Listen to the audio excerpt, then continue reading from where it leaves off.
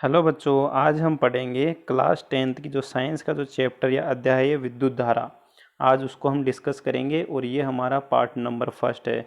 तो पहला टॉपिक बच्चों आपको स्क्रीन पर नज़र आ रहा होगा। पहला टॉपिक है विद्युत धारा। विद्युत धारा किसे कहते हैं? तो बच्चों किसी भी विद्युत परिपथ में आवेश प्रवाह की दर को ही हम क्या कहते हैं? विद्युत धारा कहते हैं। आवेश प्रवाह की दर को क्या कहते हैं? विद्युत धारा कहते हैं। या दूसरे शब्दों में बोले तो इकाई समय में प्रवाहित आवेश की मात्रा को ही क्या कहा जाता है? विद्युत धारा कहा जाता है। कैसे? बच्चों मान लो 4 सेकंड में किसी विद्युत परिपथ में कितना आवेश प्रवाहित हो रहा है?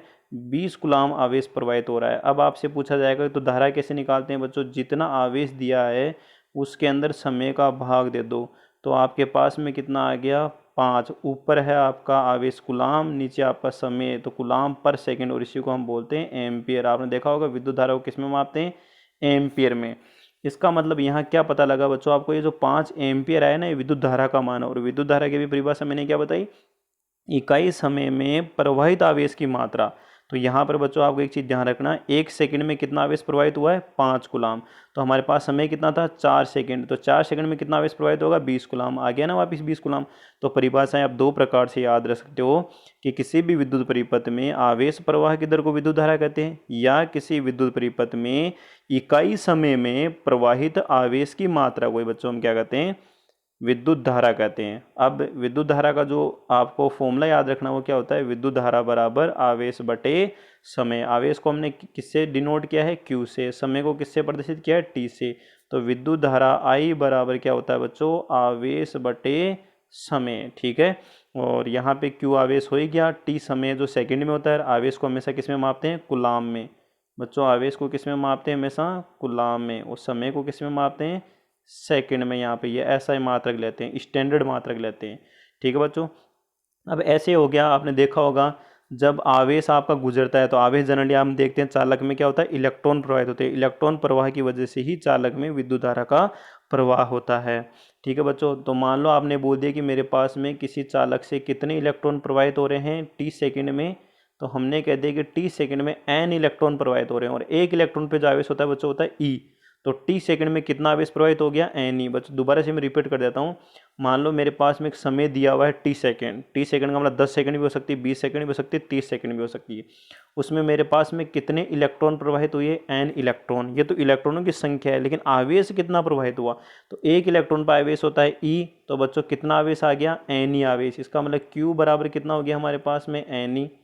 और समय हमें T दिया ये, तो ये हमने T से डिवाइड कर दिया, हमने T से डिवाइड कर दिया। तो I बराबर क्या हो गया? N बटे T। यदि मान लो बच्चों हमें आवेश नहीं दिया और इलेक्ट्रॉनों की संख्या दी हुई है, तब हम धारा कैसे निकालेंगे? तब बच्चों इसी फॉर्मूले से हमें निकालनी है। ठीक है। तो ये लाइन हमें याद रखनी है।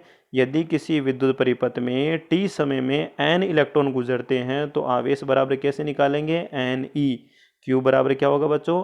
NE। तो विद्युत धारा बराबर क्या हो जाएगा? NE बटे T। अब यहाँ पर आता है कि सर आपने जो E लिखा है ये आपने बोला है इलेक्ट्रॉन पे आवेश, और इलेक्ट्रॉन पे आवेश आपको याद रखना है बच्चों कितना होता है?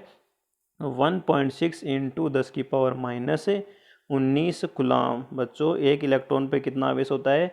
1.6 इंटू 10 की पावर -19 कूलाम। यदि इलेक्ट्रॉनों की संख्या n दी हुई है तो हमें इसी संख्या E से गुणा करना है और हमें आवेश निकालना है, और जो समय दिया होगा उस समय से भाग कर देंगे तो हमें बच्चों क्या मिल जाएगी? धारा मिल जाएगी। उस परिपथ में प्रवाहित होने वाली धारा मिल जाएगी। तो यहाँ तक क्लियर है सबको अच्छे से? ठीक है बच्चों, नेक्स्ट स्लाइड पे चलते हैं। नेक्स्ट स्लाइड बच्चों, अभी मैंने थोड़ी देर पहले क्या बताया था आप लोगों को? विद्युत धारा का मात्रक कैसे निकालें? हमेशा सूत्र से ही किसी भी भौतिक राशि का मात्रक निकाला जा सकता है। तो पहले हमेशा सूत्र पता होना चाहिए। तो अभी हमने थोड़ी देर पहले सूत्र क्या देखा था?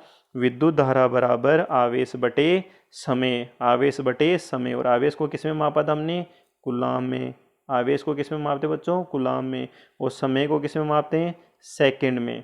और कूलाम बटे सेकंड को हम बच्चों क्या बोलते हैं? एम्पियर। कूलाम बटे सेकंड ही क्या होता है? एम्पियर। तो आज के बाद आपको एक ध्यान रखना है, विद्युत धारा का ऐसा ही मात्रक क्या होता है बच्चों? एम्पियर। विद्युत धारा का ऐसा ही मात्रक क्या होता है? एम्पियर। या उसी को हम क्या बोलते हैं? कूलाम बटे सेकंड। उसी को हम क्या बोलते हैं बच्चों? कूलाम बटे सेकंड। अब आता है कि सर 1 एम्पियर की परिभाषा क्या होती है? देखो बच्चों, इसी सूत्र से हम 1 एम्पीयर की परिभाषा निकालेंगे। यदि 1 सेकंड में 1 कूलाम आवेश प्रवाहित होता है तो परिपथ में प्रवाहित धारा का मान कितना होगा बच्चों, 1 एम्पियर। देखो कैसे आया, हमने ऊपर Q लिखा था, नीचे T लिखा था और यहाँ पे I आया। देखो बच्चों यहाँ पे इस I का मान 1 आना चाहिए, तो 1 आने के लिए आप Q और T का सिंपल मान ले लो। तो इस Q को भी 1 कूलाम रख दो, समय को भी 1 सेकंड रख दो। तो सिंपल सा हो गया बच्चों क्या, यदि किसी विद्युत परिपथ में किसी बिंदु से या किसी भी परिपथ में आप कुछ बोल दो, 1 सेकंड में यदि 1 कूलाम आवेश प्रवाहित होता है तो उस परिपथ में प्रवाहित धारा का मान कितना होगा बच्चों, 1 एम्पियर। 1 कूलाम बटे 1 सेकेंड बराबर कितना हो गया बच्चों, 1 एम्पियर। तो समझ में आ गया होगा 1 एम्पियर की परिभाषा क्या हुई, यदि किसी विद्युत परिपथ में 1 सेकेंड में 1 कूलाम आवेश प्रवाहित होता है तो उस परिपथ में प्रवाहित धारा का मान कितना होगा बच्चों, 1 एम्पियर होता है। ठीक है बच्चों, यहाँ तक समझ में आ गया। अब आता है सर विद्युत धारा का मापन किससे किया जाता है, उस यंत्र का नाम बताइए जिससे विद्युत धारा का मापन किया जाता है। तो सबसे पहले बच्चों आपको ध्यान रखना है, विद्युत धारा का मापन किससे किया जाता है, एमीटर से किया जाता है। किससे किया जाता है, एमीटर से किया जाता है। एमीटर एक आपका यंत्र है जिसकी सहायता से विद्युत धारा का मापन किया जाता है। 1 एम्पियर 2 एम्पियर मापता है। घरों में भी आपने देखा होगा कुएं की जो मोटर वगैरह होती है तो वहाँ विद्युत धारा का मापन करने के लिए एमीटर लगा होता है। ठीक है बच्चों, और एमीटर को हमेशा परिपथ में कैसे जोड़ते हैं, श्रेणी क्रम में जोड़ते हैं। कैसे बच्चों, मैं दिखाता हूँ। मान लो आप लोगों ने यहाँ पे एक बैटरी लगा रखी है बच्चों, ठीक है, और यहाँ पर एक आपने क्या लगा दिया, बल्ब लगा दिया, और इस बल्ब में कितनी धारा प्रवाहित हो रही है उसके लिए यहाँ पे हमने क्या लगा दिया बच्चों, एक एमीटर लगा दिया। तो ये एमीटर हमेशा किस में लगेगा, श्रेणी क्रम में लगेगा बच्चों, ठीक है ना। इस बल्ब के समांतर क्रम में नहीं लगेगा, श्रेणी क्रम में लगेगा। धारा का मापन करने के लिए एमीटर को हमेशा परिपथ में श्रेणी क्रम में जोड़ा जाता है। फिर आता है बच्चों विद्युत विभव एवं विभवांतर क्या होता है। देखो बच्चों सिंपल तरीके से हमें याद करना है परिभाषा। मान लो हम क्या करते हैं, प्रत्येक आवेश के चारों तरफ क्या होता है बच्चों, पहले आपको एक ध्यान रखना है, प्रत्येक आवेश के चारों तरफ एक क्षेत्र होता है जिसको हम क्या बोलते हैं, विद्युत क्षेत्र कहते हैं। सबसे पहले हमें याद रखना है, प्रत्येक आवेश के चारों तरफ क्या होता है बच्चों, एक क्षेत्र होता है जिसे हम क्या कहते हैं, विद्युत क्षेत्र कहते हैं। ठीक है बच्चों, तो मैं क्या कर लेता हूँ, यहाँ पे विद्युत क्षेत्र बना लेता हूँ ऐसे। विद्युत क्षेत्र को काल्पनिक रेखाओं से बनाया जाता है जिन्हें विद्युत बल रेखाएं कहते हैं।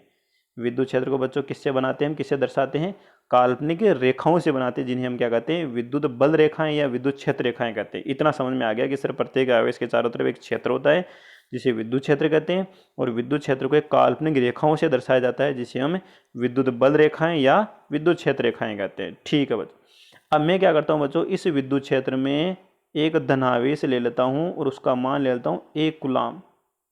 क्या हो गया बच्चों, हमारे पास में एकांक धनावेश हो गया। क्या हो गया बच्चों, ये एकांक धनावेश। इस एकांक धनावेश को क्या करता हूँ, इस विद्युत क्षेत्र में एक बिंदु से दूसरे बिंदु पे लेके जाता हूँ। ये मान लो ए बिंदु है, ये मान लो बी बिंदु है। यहाँ तक समझ में आ रहा है बच्चों। हम क्या करते हैं, विद्युत क्षेत्र में किसी एकांक धनावेश को, एकांक धनावेश का मतलब क्या हो गया, इसका मान 1 कूलाम तो है ही और ये धनावेश है, ऋणावेश नहीं है। इसको क्या करेंगे, हम विद्युत क्षेत्र में एक बिंदु से दूसरे बिंदु तक लेके जाएंगे। ले जाने में हमें जितना कार्य करना पड़ रहा है ना इन दो बिंदुओं के बीच, वही बच्चों क्या हो जाएगा, इन दो बिंदुओं के बीच विद्युत विभवांतर होता है। तो देखो परिभाषा आपको यहाँ पे समझ में आ रही होगी, किसी विद्युत परिपथ में एकांक धनावेश को एक बिंदु से दूसरे बिंदु तक ले जाने में किया गया कार्य उन दोनों बिंदुओं के मध्य विभवांतर के बराबर होता है। तो बच्चों समझ में आ गया, यहाँ पे विद्युत क्षेत्र में किसी एकांक धनावेश को एक बिंदु से दूसरे बिंदु तक ले जाने में जितना हमें कार्य करना पड़ता है वो कार्य ही बच्चों उन दो बिंदुओं के मध्य किसके बराबर होता है, विद्युत विभवांतर के बराबर होता है। और दो बिंदुओं के मध्य विद्युत विभवांतर का फॉर्मूला हमारे पास में ध्यान रखना बच्चों। अभी मैंने थोड़ी देर पहले क्या कहा था, हमें जैसे मान लो आपने कर दिया ए से बी बिंदु है यहाँ पे, ठीक है, मान लो ये ए बिंदु है, ये उच्च विभव पे है और बी बिंदु निम्न विभव पे है। ध्यान रखना बच्चों, विभवांतर हमेशा उच्च विभव माइनस निम्न विभव ही लेना है। तो यहाँ पे विभव मान लिया मैंने वी ए, यहाँ हो जाएगा वी बी। तो विभवांतर क्या हो जाएगा, V A minus V B बराबर क्या हो जाएगा, ए और बी बिंदुओं के बीच किया गया कार्य बटे ले जाया गया आवेश। जिस आवेश को आप लेके जा रहे हो ना ए बिंदु से बिंदु, उसका भाग करना है। तो सिंपल सा हमारे पास में फॉर्मूला क्या हो गया, V A minus V B is equals to W upon Q.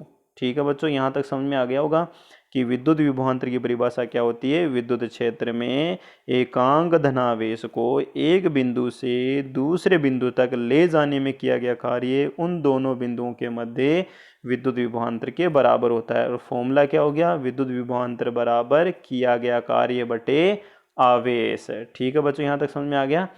फिर आता है अभी हमारे पास में देखो बच्चों फॉर्मूला क्या आया था, V A minus V B is equals to क्या हो गया बच्चों, W upon Q, W upon Q. अब बच्चों हम यहाँ क्या कर लेते हैं, बिंदु बी को अनंत पे ले जाते हैं, बिंदु बी को क्या ले जाते हैं, अनंत पे ले जाते हैं, और अनंत से हम क्या करते हैं, किसी बिंदु के ऊपर आते हैं। जैसे कि मान लो आपने क्या देखा, यहाँ पे अनंत पे हैं हम, और हम यहाँ पे आ गए बिंदु ए के ऊपर, ये बिंदु भी हमारा अनंत पे हो गया। अनंत पे ध्यान रखना बच्चों, विद्युत विभव और विद्युत जो आपकी स्थिर ऊर्जा होती है वो जीरो होती है। विद्युत स्थिर ऊर्जा को यू से प्रदर्शित करते हैं, विद्युत विभव को वी से करते हैं। अनंत पे हमेशा इन दोनों का मान कितना होता है, जीरो।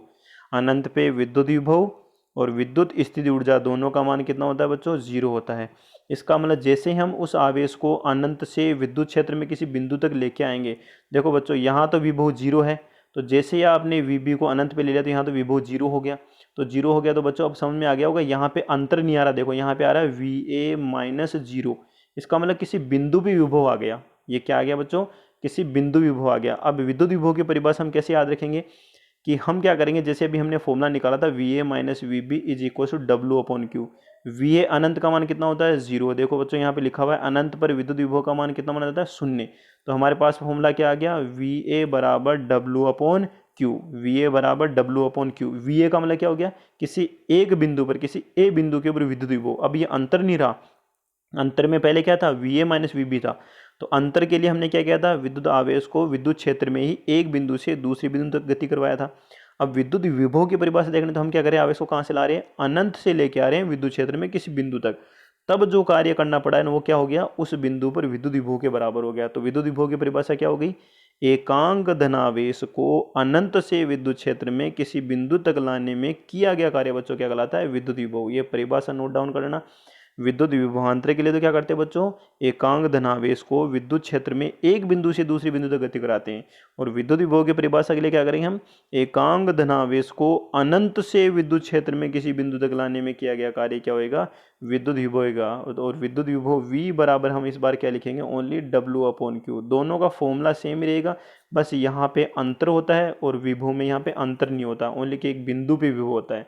तो दोनों का मात्रक सेम ही रहेगा। देखो बच्चों, कार्य का मात्रक होता है जूल और आवेश का मात्रक होता है कूलाम, जूल पर कूलाम। और इसी को हम क्या बोलते हैं बच्चों, वोल्ट बोलते हैं। इसी को हम क्या बोलते हैं, वोल्ट। तो आज के बाद ध्यान रखना, विद्युत विभव या विभवांतर का ऐसा ही मात्रक क्या होता है, वोल्ट या जूल पर कूलाम। लेकिन आपको एग्जाम में वोल्ट ही लिख के आना है।